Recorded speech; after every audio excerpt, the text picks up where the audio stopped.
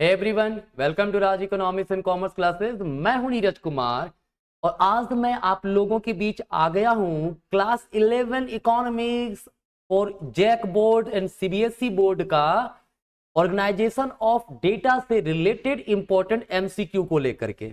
आपको पता होगा क्लास 11 का कंटिन्यू मैं एमसीक्यू अपलोड कर रहा हूं क्योंकि सबका एग्जाम होने वाला है ना। तो कृपया करके वीडियो पूरा देखें, पिछले वीडियो नहीं देखे हैं तो जाइए, प्लेलिस्ट में लिखा हुआ होगा क्लास 11 इकोनॉमिक्स, वहां पे जाकर के उन वीडियोस को देखिए, है ना।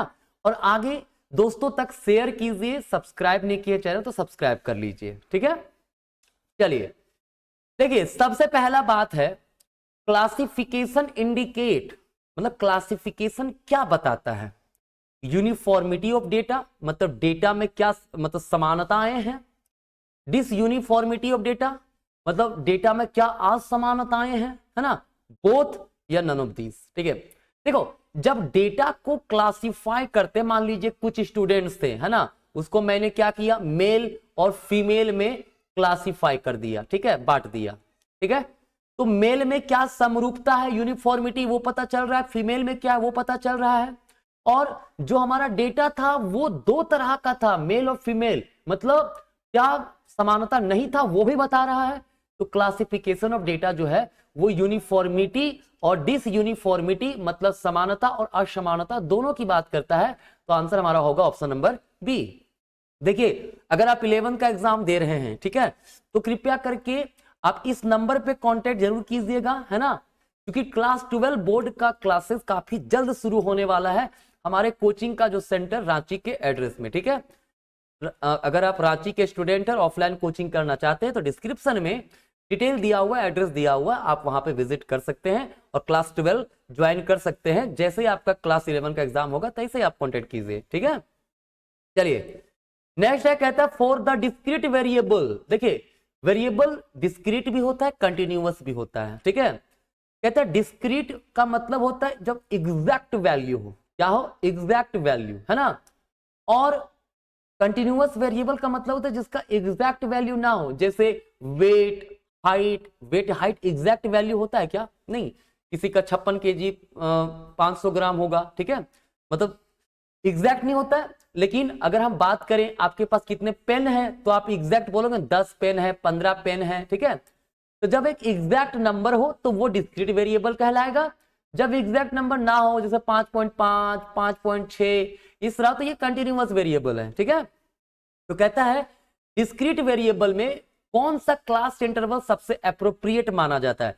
तो कहता है वैसे केस में इंक्लूसिव सीरीज का जो क्लास इंटरवल होगा वो एप्रोप्रिएट माना जाता है। एक्सक्लूसिव सीरीज कंटिन्यूअस वाले में ज्यादा एप्रोप्रिएट माना जाता है, ठीक है। क्लियर है।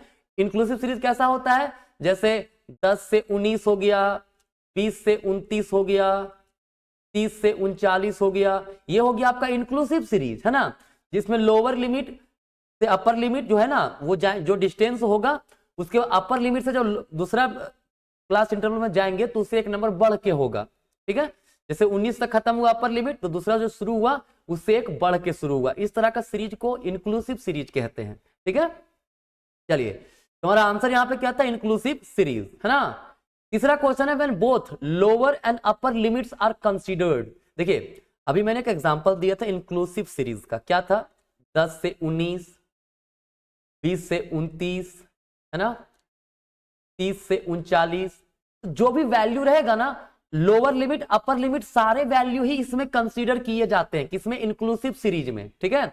लेकिन अगर एक्सक्लूसिव सीरीज है, मान ली 10 से 20, 20 से 30, 30 से 40, ये एक्सक्लूसिव सीरीज होता है, ठीक है। तो इसमें लोअर लिमिट शामिल होता है, लोअर का वैल्यू लेंगे लेकिन अपर का वैल्यू नहीं लेंगे। 19 तक ही, 20 है तो 19 तक ही लेंगे, यहाँ 30 है तो 29 तक ही लेंगे, 40 है तो 39 तक ही लेंगे, मतलब सिर्फ लोअर से लेकर के अपर से कम तक का वैल्यू लेते हैं, किसमें, एक्सक्लूसिव में। लेकिन इंक्लूसिव में लोअर से अपर सारे वैल्यू कंसीडर किए जाते हैं, ठीक है। तो पूछा when both lower and upper limits are considered, तो कब होगा, इंक्लूसिव सीरीज में होगा, ठीक है।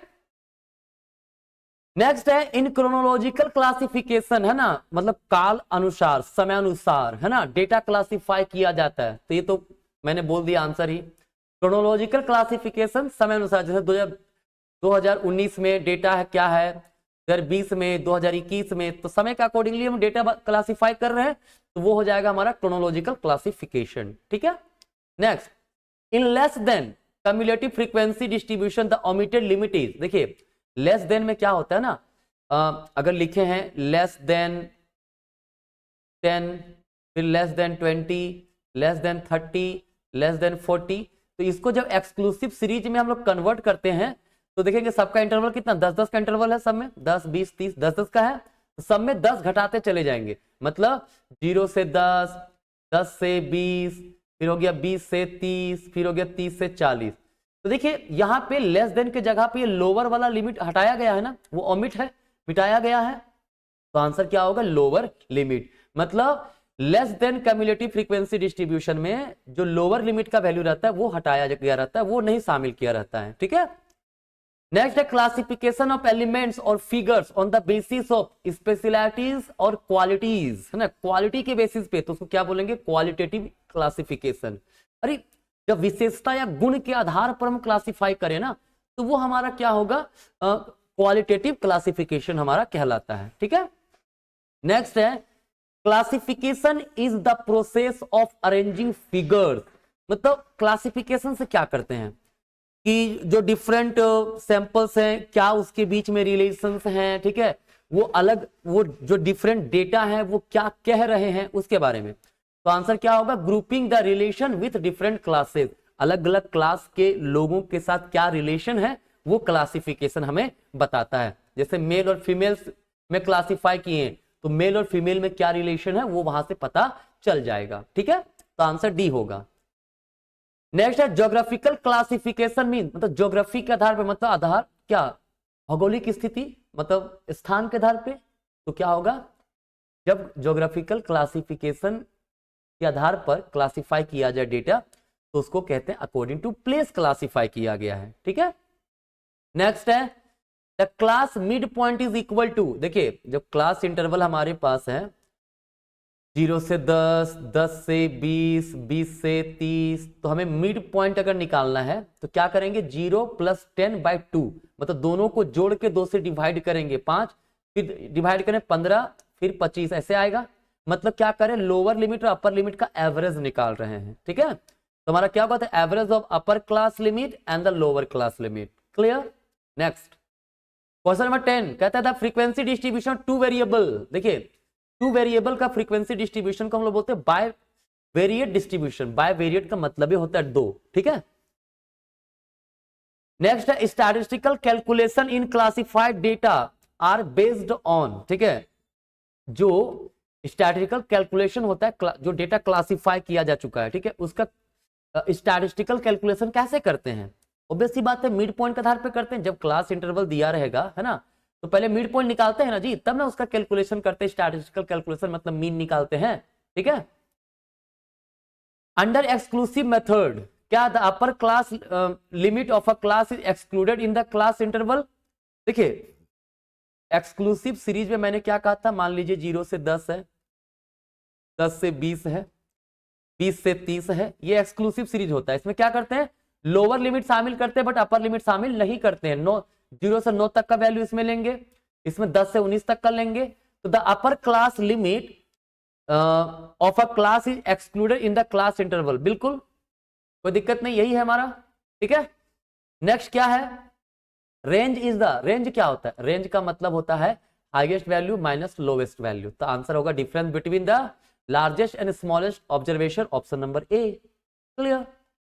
नेक्स्ट कहता है difference between upper limit and lower limit of a class is known as, देखिए जो क्लास इंटरवल दिया हुआ है 0 से 10, 10 से 20, 20 से 30, तो सबके बीच में कितना का इंटरवल, 10 का इंटरवल है ना, 10 का अंतर है ना, इसको हम लोग क्या बोलते हैं, इसको बोलते हैं क्लास इंटरवल। ऑप्शन होगा हमारा सी।